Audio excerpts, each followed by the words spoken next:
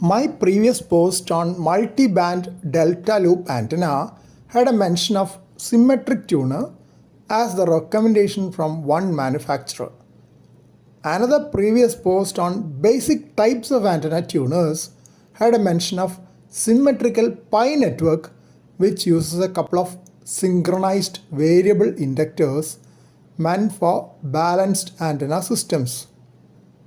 There is a detailed article with schematic diagram and photographs on symmetrical antenna tuner by LY10.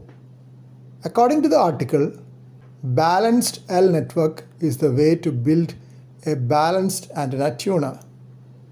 It has very low loss. In that schematic, it can be seen that two roller inductors can be tuned simultaneously. Variable capacitor can be switched from the input side to the output side using a switch. In the earlier post, I had mentioned that L network antenna tuner could be implemented in two ways.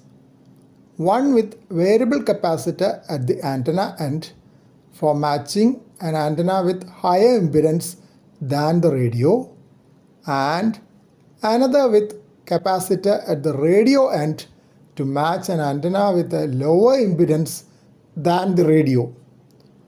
In both, the variable inductor is placed in series and variable capacitor in parallel as shown in the diagram.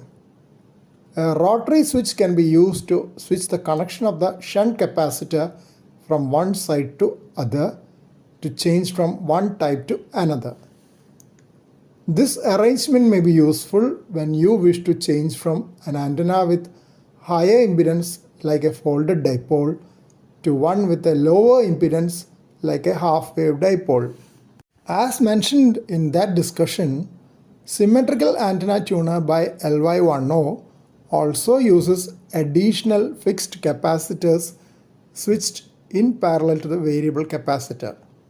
It uses a 1:1 current balance wound on a couple of stacked FT240-43 toroids on the transmitter side of the antenna tuner to convert the 50 ohms balanced impedance to unbalanced.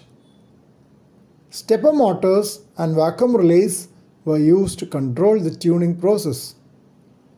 You may be aware that stepper motors move in steps, unlike the continuous motion of usual motors. With each pulse given to the stepper motor, the shaft rotates at a fixed angle. LY10 used a DC to DC converter to get 24 volts from 12 volts needed for the vacuum relays.